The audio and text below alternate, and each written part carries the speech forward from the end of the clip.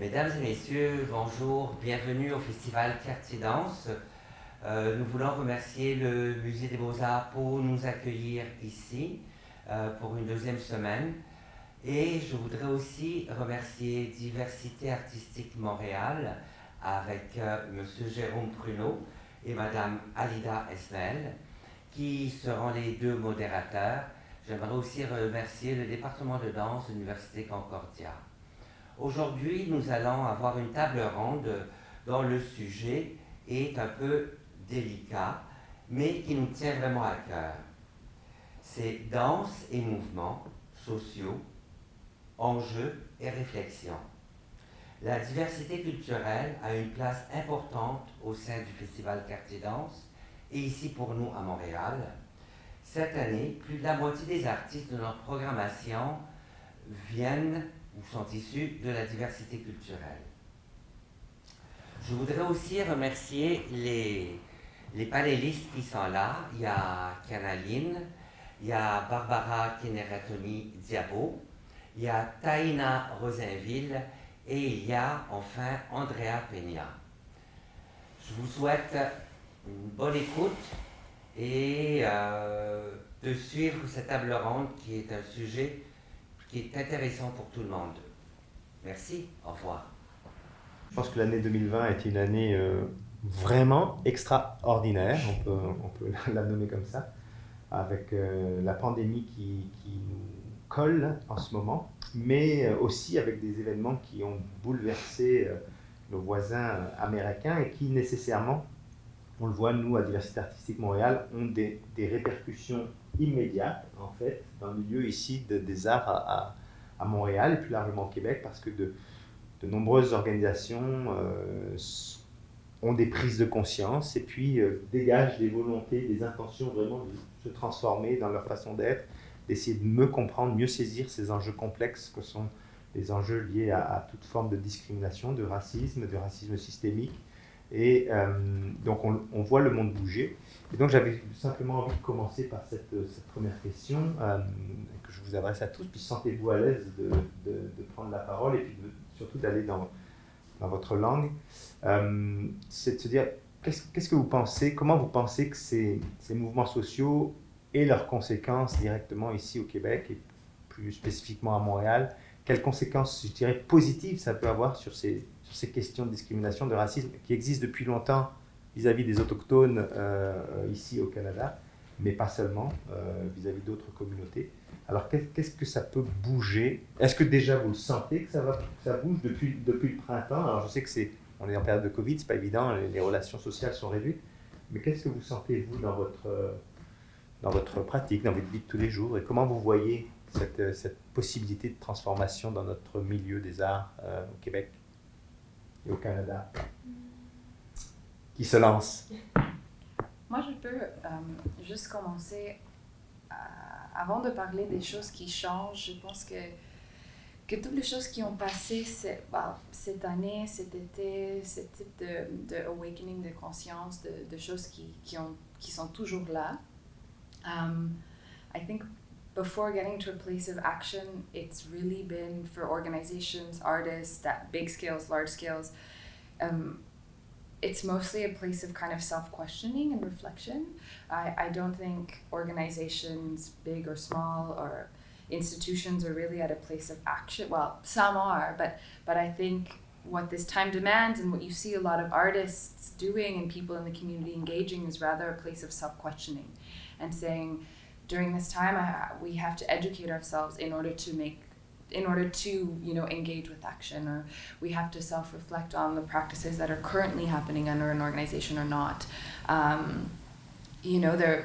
There was times where organizations were making certain statements about different things, but I sense that we're rather in a place of self-reflection, self-questioning, to kind of really understand what are the things within the way we operate as artists, within the way we operate as a community, as organizations, to really kind of be in that process of reflection before kind of taking a step forward. Est-ce qu'on entend qu'il faut prendre du temps? Mm-hmm. Yeah, I think there are things that have been there for so long, and they affect, like you said, cultures very differently, and there's things that got awakened in the States, but it's things that also have been present in Canada for many, many years. That I think it's a process of taking the time to educate yourself and reflect before action. So how to make the space for that, you know, sometimes action can come from a place of intention, but there is a space for education before we do that, and self-reflection to say, where do I have to question myself before stepping into action? Mm-hmm. And I'll continue on that line, that I agree very much that we've been forced to be in a time where time has changed for us. We're not running a race anymore. We have to sit back sometimes, and we can use that time for advantage to educate, because like Andrea said, how can you know which proper actions to take if you don't have the education or the history that goes with it? And when I look up, for example, when I Google contemporary dance, I see all white American people that are in that history book, right? What about everyone else? There was things still happening all over the world and here in North America. So it's really important to educate organizations and ourselves about that history so we can make a proper decision on how to move forward. And I think that's really important.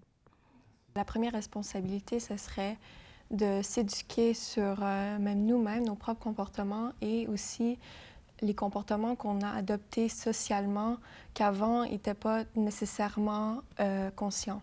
Et c'est ça que j'ai beaucoup appris pendant cette période, c'est comment, comme société, on s'adapte et on apprend non-verbalement les façons d'être, surtout dans les entreprises ou les institutions.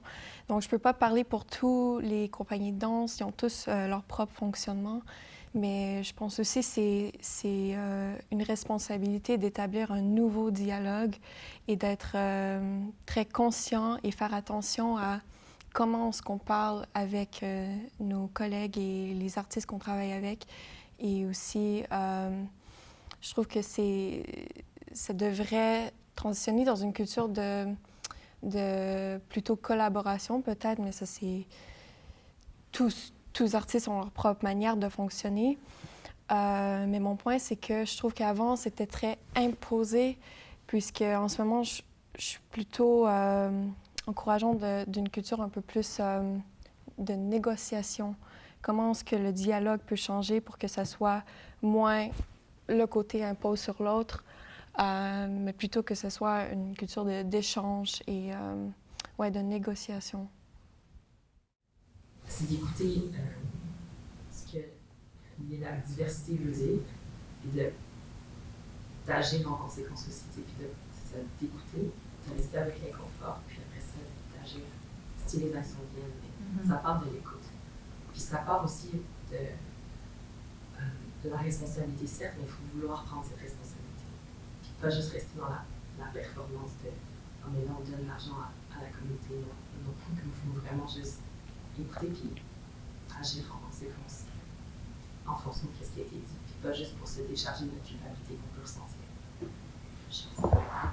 Oui, c'est vraiment le changement né de l'inconfort, ça c'est une évidence. Je pense qu'il faut absolument intégrer collectivement et prendre ce temps justement de cet inconfort, sortir des fragilités existantes, accepter ces fragilités, reconnaître, comme vous dites, en premier lieu d'abord, puis écouter et prendre le temps de cette écoute pour l'éducation, pour la construction socialement d'un dialogue.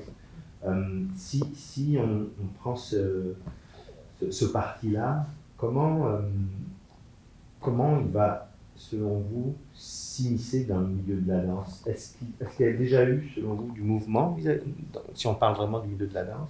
Puis comment vous voyez évoluer ce temps de l'inconfort, ce temps de l'écoute? Est-ce que vous pensez qu'il est déjà en place? Est-ce qu'il faut le mettre en place encore? Moi, j'imagine, mais et comment on le fait? Or even has there been a specific example since, maybe since COVID or since things have resurfaced a little bit more, of either working with different artists that you're used to working with or different organizations that since some of these reflections or since some people may have taken more time, yourselves included, to think about these things, like in a concrete example, has there been a situation that you've seen something change or that you've seen could make a difference in that on that front? Well, oh, sorry.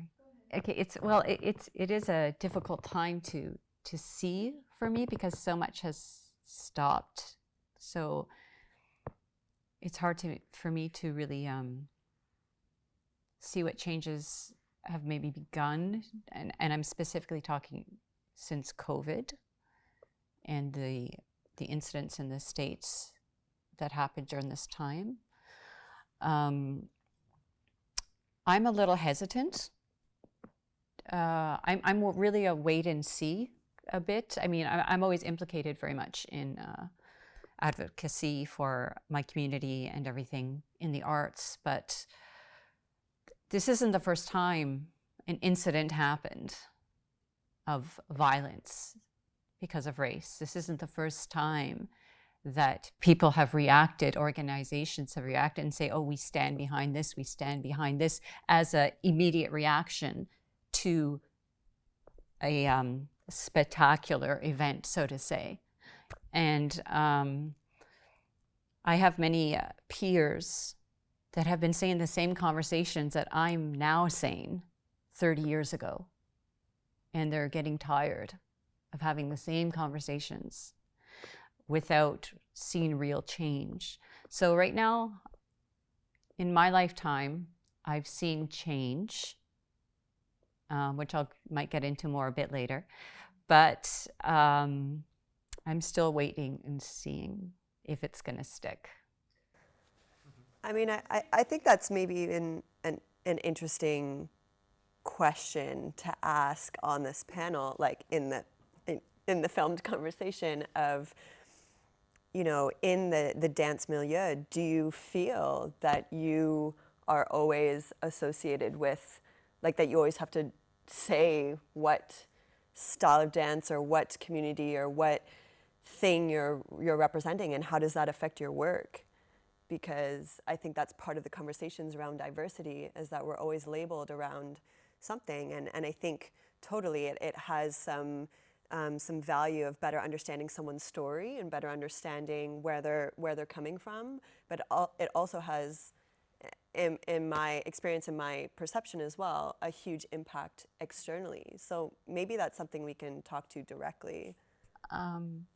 Well, I can only speak from my community. For example, when we introduce ourselves from the indigenous community of North America, we often will say, like, I am Barbara Kaneratonni Diabo from the Mohawk Nation of Kahnawake.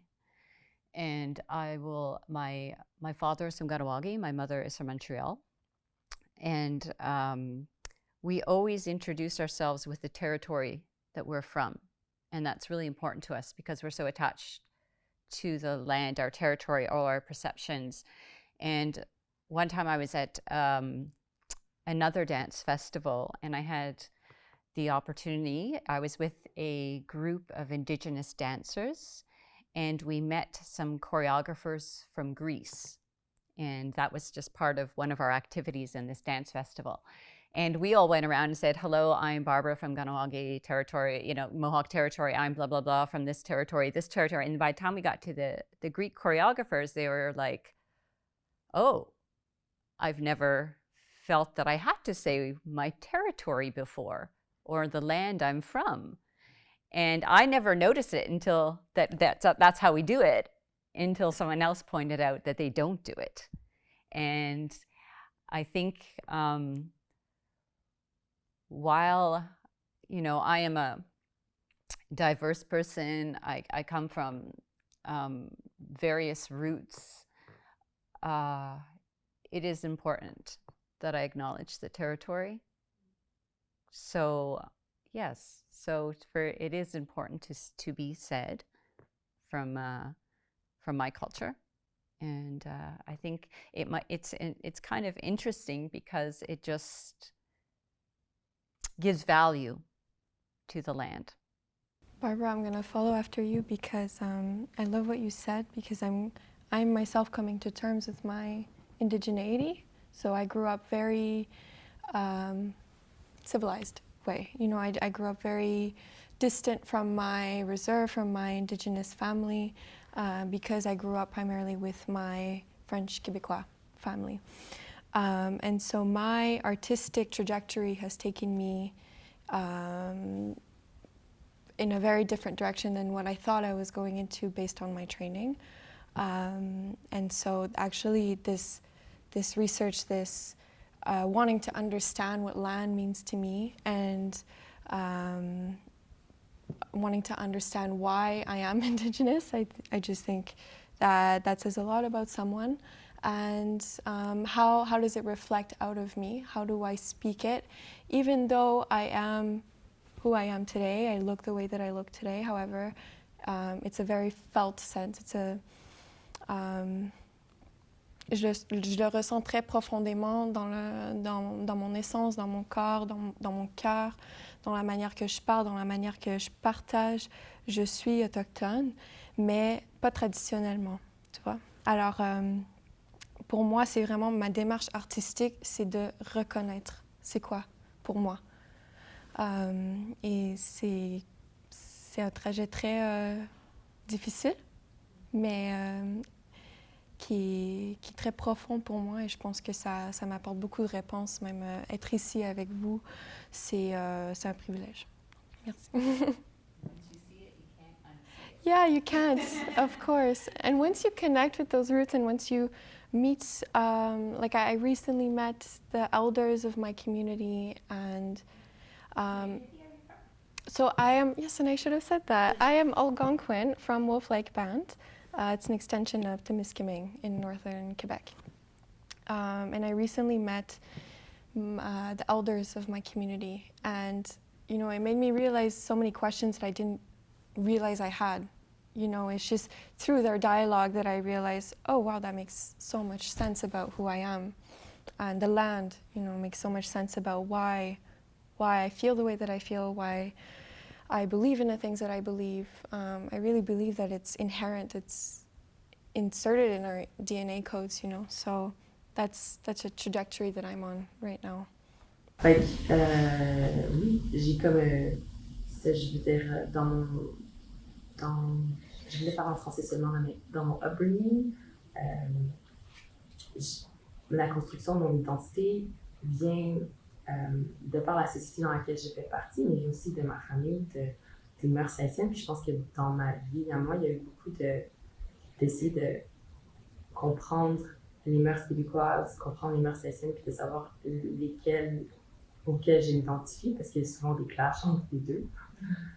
Puis aussi, l'être humain est un animal social, donc on veut fitter dans la société dans laquelle on est. Fait il y a eu beaucoup dans mon adolescence un rejet des mœurs haïtiennes, mais c'était pas un rejet parce que j'aime beaucoup, non, c'est pas un rejet, mais c'était c'est pas caché là, mais c'est à la maison c'est quelque chose, puis rendu à l'extérieur c'est quelque chose d'autre. Fait quand tu parlais de I grew up very civilized, like I can understand that. Puis c'est ça, je pense que j'ai grandi très compartimenté. Fait que pour moi de dire the land I'm from, it's a hard question to answer. Puis fait que c'est ça. Because are we from the land that we're born on, or are we from the land that our ancestors, like, yeah, genre, where are we? Yeah. J'ai une question tout de suite pour toi, Thaïna. Est-ce que cette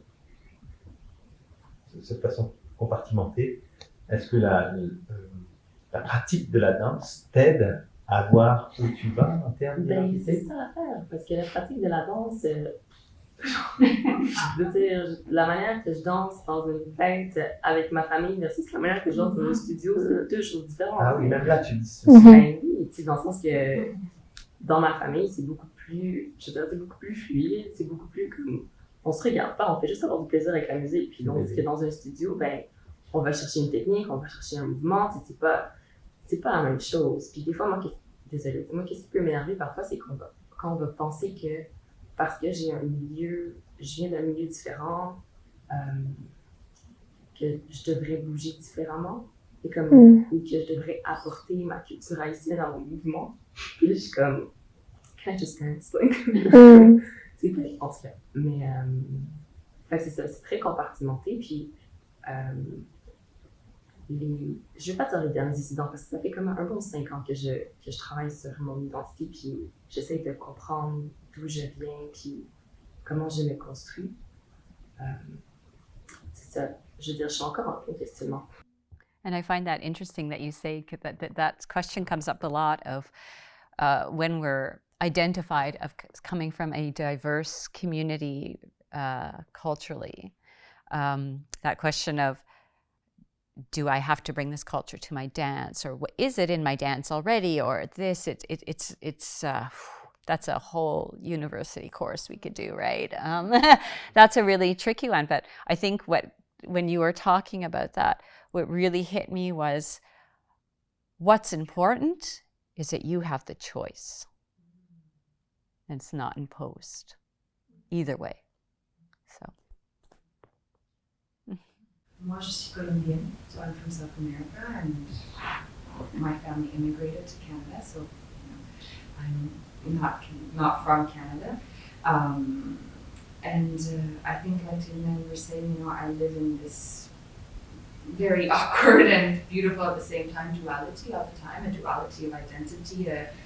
When I go to Colombia, I'm in a way very Canadian, because you can tell my slang is not Colombian in Spanish.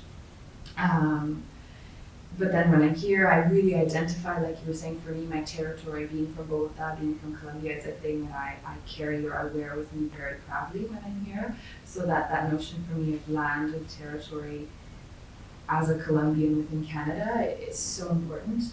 But there is this kind of duality in how do these two identities find themselves, how do they encounter, what is their dialogue within even myself.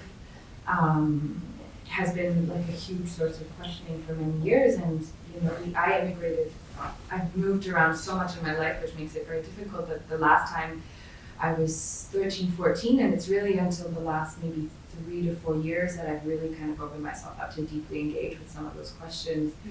And also through that process, our grandfather and my mother's father in Colombia is indigenous, but we never knew that for years, because even within Colombia, there's a whole process of decolonization that has to happen. When you come from a quote-unquote second or third world country that is always looking to the West or to Europe, there's an aspiration of whiteness. So even within the culture itself, you don't want to acknowledge your indigenous ancestry.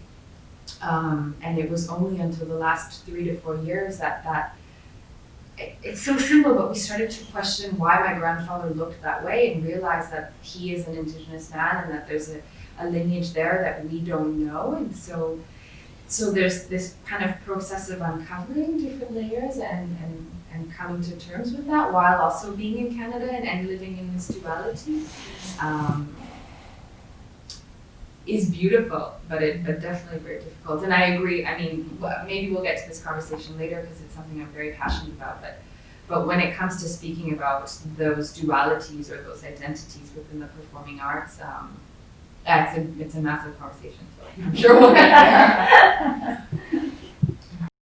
Comment, dans le milieu de la danse, je ne sais pas si vous avez des exemples, mais comment on déstructure? Qu'est-ce qu'il faudrait faire pour déstructurer et ouvrir ces conversations en étant qui on veut, comme on veut, avec la même reconnaissance? Comment on déstructure? Je peux pas parler pour d'autres gens, mais c'est exactement ça mon expérience en ce moment.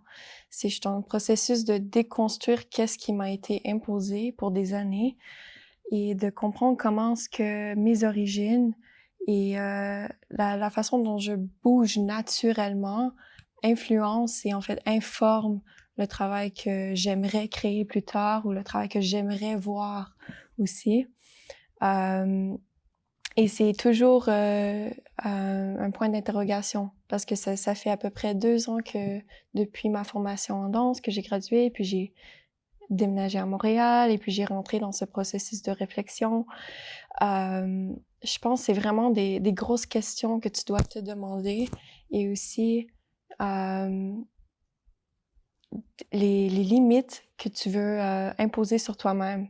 And that's what I realized is I had to set boundaries for myself in this process because I found that the way that dancers are trained, in my opinion, is a way to kind of ignore individuals' inherent ways of moving and perhaps cultural origins or cultural ways of inhabiting the body. And I found that my training particularly, which was very balletic and contemporary and modern and jazz, kind of put this band-aid on top of my identity and told me who I needed to be. And in that process, especially and growing older into a young woman, coming out of school, I kind of felt like, what am I bringing? I'm just kind of a model of this institution.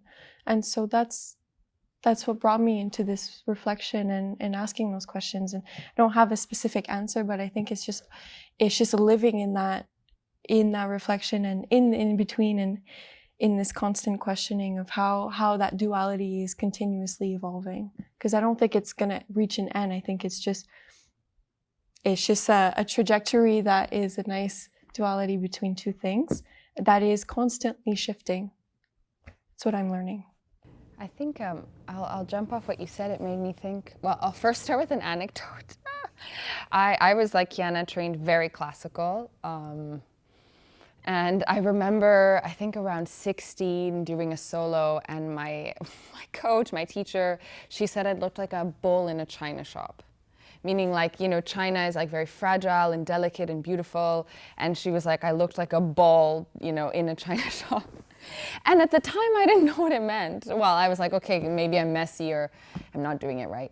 But now I realize that like there was probably a certain power, a certain energy that wasn't delicate because I'm Latin, There's a fire, there's an aggressivity, there's a different energy, a different root where these movements are coming from, a different passion that wasn't delicate in the way that China was expected to be. With like China porcelain in ballet. And so you just said that and it made me think of this moment in my life. And then on the other hand, I was thinking, with the notion of contemporary, now where we're at in contemporary practice today, especially talking about Montreal, which is very influenced in European aesthetics, is that we're in this avant-gardist approach to contemporary dance. That's a language that is kind of tied into contemporary dance today. And there's a desire for kind of innovation, new forms, new experimentation, but that new experimentation or that experimental form in contemporary dance has a very European aesthetic and expectation to it. And so what's interesting is you see a lot of, from organizations, an expectation for culturally diverse artists to experiment on their culture. So, and I've noticed it in being in different panels or in different juries where there's this fascination in seeing, oh wow, this dancer is exploring, a traditional Colombian form of dance, but they're doing it in a contemporary way that's experimental. So it's interesting with this notion of the contemporary body or contemporary dance that because we are kind of shifting towards the notion of experimental dance within contemporary as well. I mean, ballet and modern are still there, but there is this expectation for artists to experiment. And I think that is absolutely valid and possible, but how do we remove those expectations within the contemporary dance form is a question I have. I think, like Barbara was saying too, a lot of the times the dance forms that we're practicing do have a history, but because that history is not necessarily recognized as valid, we also have to come to terms with that history, to experiment with that history in the way that history or we choose to experiment and not choose to experiment through a Western and Eurocentric aesthetic. So there's almost this return to coming terms with history first, and then from that place being like, what does experimentation or innovation in dance look like for me, for my culture, and not trying to mix European Western-centric aesthetics with cumbia or something that comes from my culture. So it's also a very interesting balance of the expectations that we bring on making the work contemporary as well. Well, what I'm hearing are some things that have been brought up is, again, this idea of aesthetic and what we see and what we our preconceived notions of what is perfect or imperfect or lesser than, and how do you find like the body on stage when it's put in front of an audience in whatever form that may be, whether it's on a live stage or in film or whatnot? How do you find that either contemporary body today is represented, and how do you think the dance ecosystem could make room or make space on stage? I think I'll just briefly, but I think there's two issues. We know it's like one, the presentation within a season of artists that are culturally diverse or do present culturally diverse practices. That's one. In the case of myself, say I'm an artist and that's the work. But there's also the actual interpreters that are on stage, and I think the question of the humans, let's say, that we see on stage. Is a big and very complex question, and I think it's a big responsibility for everybody across the sector to rethink systems because of representation. Like, there are cultures who do not have access to training because of financial, social, cultural, economic reasons, and so these certain cultures will not get to train at, institutions that will allow them to work for a company. And so the question of the humans that we get to see on stage and questions of cultural representation on stage, I think it's also, how do we as a milieu think all the way down the line? Because there's artists who, from Latin American cultures or African American cultures, that it's much more difficult for them to have the financial resources to go to ballet or contemporary class at the age of 3, I don't know. And so it's also an interesting question, and it goes very down the line of how do companies take the responsibility to represent cultural diversity, not tokenize cultural diversity, at the same time make space for it, and how can that be an open dialogue between the company and the interpreters themselves in the way that the interpreter feels represented? Or it's really complex, I think, when it comes to representation on stage. And it goes the other way, because sometimes, I don't only hire Indigenous dancers for my work. So when I'm using a root of an Indigenous movement in it, trying to decode that for a non-Indigenous dancer is really makes me have to decode it, like make it into words as opposed to just being in the body, right? And say, okay, no, you're loosen up, whatever. It's like, so you really understand different bodies when you, in different ways of being raised, or even DNA, like you were saying earlier, that it could be just even in our DNA, no matter where you were raised, somehow. So, that's always interesting. It brings up another question that I wanted to talk about, of this kind of inner body experience, whether as someone who practices dance for their profession, or even an audience member or a cultural worker, anyone. But how does white supremacy, to name it directly, live in our bodies, no matter who we are or what our role is in the cultural ecosystem? But how can we bring the conversation to a much more visceral level that is more than the systems we're all functioning in, but really living in the way we move, the way we we internalize, the way we feel. I don't know what my question is there, but key words are white supremacy, body. Yeah, like, so I'll start as giving a bit of an anecdote. It was very recent that, so I'm trained in contemporary dance, and I obviously, visually, am often associated with an Indian culture. And, but my body reference for what appears on stage and what I should strive to be is a thin, fit, white, tall body. And one of the first times that I saw a contemporary dance group from India perform on stage, it was one of the first times that, and seeing even their midriff. And it was such a shocking, like, realization for me that seeing their midriff was something that I recognized in myself versus every time I see a white body on stage, even though I'm tall and thin and trained in that Eurocentric contemporary form, that there was kind of a disconnect that I never really could name. So, like, as an example of just how I'm approaching or trying to open the discourse on this conversation of how, like, something that was quite internalized that I wasn't able to name has really just ended up being kind of an example of how I've internalized white supremacy in my body. And I'm curious to hear if